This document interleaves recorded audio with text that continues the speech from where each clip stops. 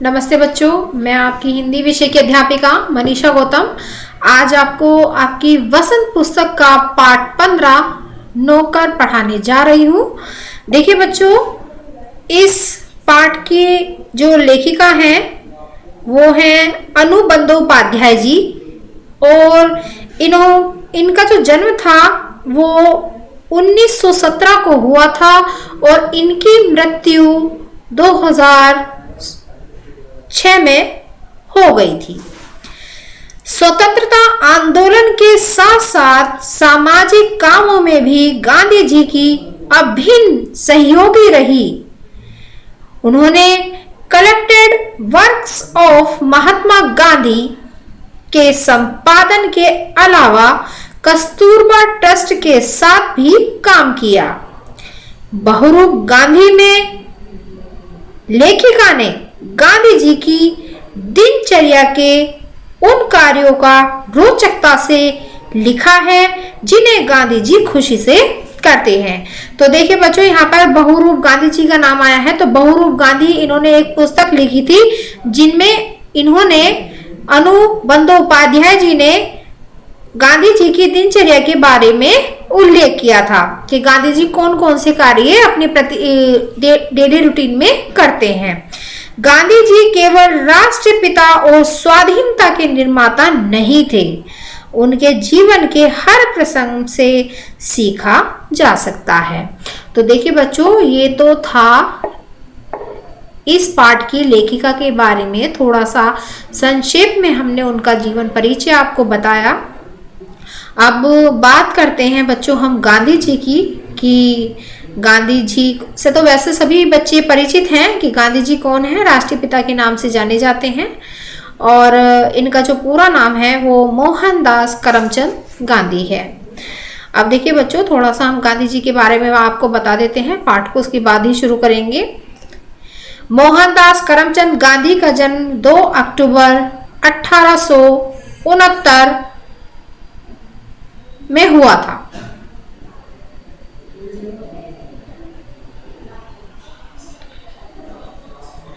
और 30 जनवरी 1948 ईस्वी को इनकी मृत्यु हो गई थी। भारत एवं भारतीय स्वतंत्रता आंदोलन के एक प्रमुख राजनीतिक एवं आध्यात्मिक नेता थे गांधी जी। गांधी जी का जन्म पश्चिमी भारत में वर्तमान गुजरात के एक तटीय शहर पोरबंदर नामक स्थान पर 2 अक्टूबर सन 1869 को हुआ था, यानी कि 1869। वे सत्याग्रह के माध्यम से अत्याचार के प्रतिकार के अग्रणी नेता थे। उनकी इस अवधारणा की नींव संपूर्ण अहिंसा के सिद्धांत पर रखी गई थी, जिसने भारत को आजादी दिलाकर पूरी दुनिया में जनता के नागरिक अधिकारों एवं स्वतंत्रता के प्रति आंदोलन के लिए प्रेरित किया। और 30 जनवरी 1948 को गांधी जी की गोली मारकर हत्या कर दी गई। तो देखिए बच्चों, यहाँ पर जो था हमने आपको गांधी जी का थोड़ा संक्षेप में जीवन परिचय बता दिया है कि गांधी जी का जन्म कब हुआ था, कहाँ हुआ था, ये हम आपको बता चुके हैं। तो अब बच्चों हम शुरू करने जा रहे हैं अपने इस पाठ को। सभी बच्चे ध्यान पूर्वक सुनेंगे, ठीक है बच्चों? तो शुरू करते हैं पाठ 15 नौकर। आश्रम में गांधी जी कई ऐसे काम करते थे जिन्हें आमतौर पर नौकर चाकर करते हैं। जिस जमाने में वे बैरिस्ट्री से हजारों रुपए कमाते थे, उस समय भी वे प्रतिदिन सुबह अपने हाथ से चक्की पर आटा पीसा करते थे। चक्की चलाने में कस्तूरबा और उनके लड़के भी हाथ बटाते थे। इस प्रकार घर में रोटी बनाने के लिए महीन या मोटा आटा वे खुद पीस लेते थे। साबरमती आश्रम में भी गांधी जी ने पिसाई का काम जारी रखा। वह चक्की को ठीक करने में कभी कभी घंटों मेहनत करते थे। एक बार एक कार्यकर्ता ने कहा कि आश्रम में आटा कम पड़ गया है। आटा पिसवाने में हाथ बटाने के लिए गांधी जी फौरन उठकर खड़े हो गए।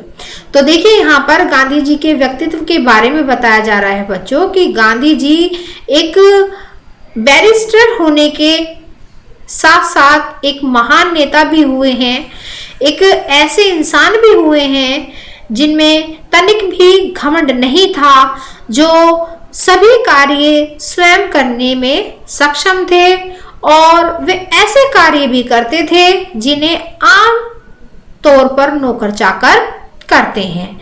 वे स्वयं आटा पीसते थे, स्वयं अपने घर की साफ सफाई में भी हाथ बटाते थे।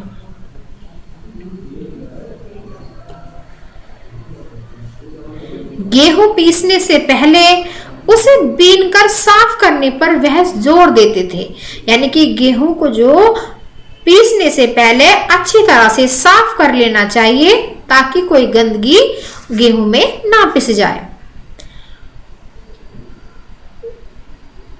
कोपिनधारी इस महान व्यक्ति को अनाज बीनते देखकर उनसे मिलने वाले लोग हैरत में पड़ जाते थे।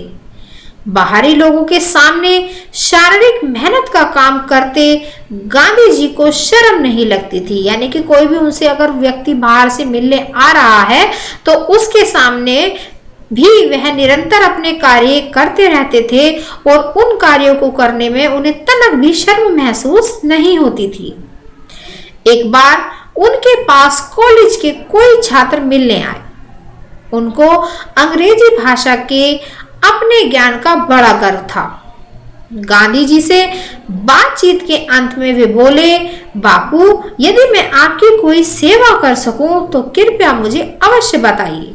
तो देखिए यहाँ पर क्या है कि एक बार उनके पास कॉलेज के कोई छात्र उनसे मिलने आया। उनको अंग्रेजी भाषा के अपने ज्ञान पर बहुत गर्व था, यानी कि बहुत ज्यादा घमंड करते थे। गांधी जी से बातचीत के अंत में वे बोले, बापू, यदि आपको कोई सेवा करनी हो तो आप हमें अवश्य बता देना। उन्हें आशा थी कि बापू उन्हें कुछ लिखने पढ़ने का काम देंगे। गांधी जी ने उनके मन की बात टाल ली और बोले, अगर आपके पास समय हो तो इस थाली की गेहूं बीन डाली। तो देखिए यहाँ पर जो गांधी जी से मिलने बच्चे आए हैं, जो छात्र आए हैं, उन्हें अपनी शिक्षा पर बहुत घमंड है, अपने अंग्रेजी ज्ञान पर बहुत घमंड है और वो गांधी जी से बोल रहे हैं कि बापू, अगर आपको कोई हमसे काम हो तो आप हमें अवश्य बताइएगा। तो गांधी जी अपना जो कार्य कर रहे हैं, तो करते करते उनकी बात को वो समझ चुके हैं कि ये बच्चे आखिर कह क्या रहे हैं और कहना क्या चाहते हैं। तो उतनी ही देर में उन्होंने जो थाली के गेहूं बीन रहे थे उस बच्चे को बीनने के लिए कह डाला। आगंतुक बड़ी मुश्किल में पड़ गए। आगंतुक से मतलब है बच्चों मेहमान, जिसे हम गेस्ट भी बोलते हैं, जो हमारे घर पर आते हैं। तो वो बच्चे क्या हैं, वो गांधी जी के आश्रम में एक मेहमान के तौर पर ही आए थे, लेकिन अब तो कोई चारा नहीं था। 1 घंटे तक गेहूं बीनने के बाद वह थक गए और गांधी जी से विदा मांगकर चले गए। कुछ वर्षों तक गांधी जी ने आश्रम के भंडार का काम संभालने में मदद दी। सवेरे की प्रार्थना के बाद वे रसोई घर में जाकर सब्जियां छीलते थे। देखिए बच्चों, गांधी जी कितने महान इंसान थे कि वो सब्जी छीलने जैसा कार्य भी स्वयं करने में सक्षम थे, खुद छीलते थे। रसोई घर या भंडारे में अगर वे कहीं गंदगी या मकड़ी का जाला देख पाते तो अपने साथियों को आड़े हाथों लेते। उन्हें गंदगी बिल्कुल भी पसंद नहीं थी, वो बहुत ही सफाई प्रिय थे। उन्हें सब्जी, फल और अनाज के पौष्टिक गुणों का ज्ञान था। एक बार एक आश्रमवासी ने बिना धोए आलू काट दिए। गांधी जी ने उसे समझाया कि आलू और नींबू को बिना धोए नहीं काटना चाहिए। एक बार एक आश्रमवासी को कुछ ऐसे केले दिए गए जिनके छिलकों पर काले चित्ते पड़ गए थे। उसने बहुत बुरा माना। तब गांधी ने उसे समझाया कि ये जल्दी पच जाते हैं और तुम्हें खास तौर पर इसीलिए दिए गए हैं कि तुम्हारा हाजमा कमजोर है। गांधी जी आश्रम वासियों को अक्सर स्वयं ही भोजन परोसते थे। इस कारण वे बेचारे बेस्वाद उबली हुई चीजों के विरुद्ध कुछ कह भी नहीं पाते थे। दक्षिण अफ्रीका की एक जेल में वे सैकड़ों कैदियों को दिन में 2 बार भोजन परोसते थे और भोजन परोसने का वह कार्य करते थे। आश्रम का एक नियम यह था कि सब लोग अपने बर्तन खुद साफ करते थे। रसोई के बर्तन बारी बारी से कुछ लोग दल बदल कर धोते थे। यानी कि आश्रम में क्या थे, लोगों के दल बनाए गए थे, समूह बनाया गया था। जैसे 4-4, 5-5 व्यक्तियों का समूह बनाया गया था। भाई आज का दिन है तो आज तुम्हें बर्तन साफ करने हैं, कल को दूसरा ग्रुप आएगा तो दूसरा ग्रुप बर्तनों को साफ करेगा। तो ऐसे कुछ ग्रुप बने हुए थे। एक दिन गांधी ने बड़े बड़े पीतलों को खुद साफ करने का काम अपने ऊपर लिया।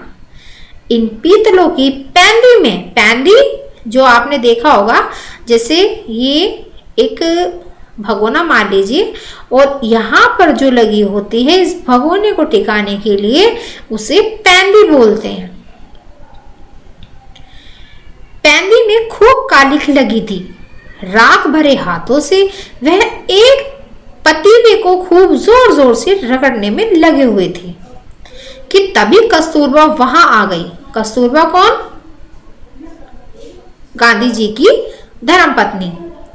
उन्होंने पतीले को पकड़ लिया और बोली, यह काम आपका नहीं है, इसे करने को और बहुत से लोग हैं। गांधी को लगा कि उनकी बात मान लेने में ही बुद्धिमानी है और वे चुपचाप कस्तूरबा को उन बर्तनों की सफाई सौंपकर चले गए। बर्तन एकदम चमकते ना हो तब तक गांधी जी को संतोष नहीं होता था।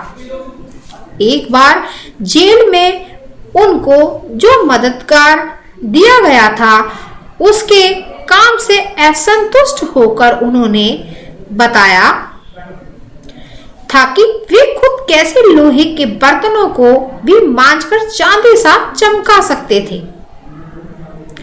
जब आश्रम का निर्माण हो रहा था उस समय वहां आने वाले कुछ मेहमानों को तंबुओं में सोना पड़ता था। एक नवागत को पता नहीं था कि अपना बिस्तर कहाँ रखना चाहिए, इसलिए उसने बिस्तर को लपेट कर रख दिया और यह पता लगाने गया कि उसे कहाँ रखना है। लौटते समय उसने देखा कि गांधी जी तो खुद उसका बिस्तर कंधे पर उठाए रखने चले जा रहे हैं। तो देखिए गांधी जी कितने महान थे कि वह एक साधारण व्यक्ति का बिस्तर भी अपने कंधे पर उठाकर उसका बिस्तर रखने के लिए चल दिए। आश्रम के लिए बाहर बने कुएं से पानी खींचने का काम भी वे रोज करते थे। एक दिन गांधी जी कुछ अस्वस्थ थे और चक्की पर आटे पीसने का काम में हिस्सा बटा चुका था। उनके एक साथी ने उन्हें थकावट से बचाने के लिए अन्य आश्रम वासियों की सहायता से सभी बड़े छोटे बर्तनों में पानी भर डाला। गांधी को यह बात पसंद नहीं आई, मन में कुछ ठेस भी लगी। उन्होंने बच्चों के नहाने का एक टब उठा लिया और कुएं से उसमें पानी भरकर टब को सिर पर उठाकर आश्रम में ले आए। बेचारे कार्यकर्ता को बहुत पछतावा हुआ।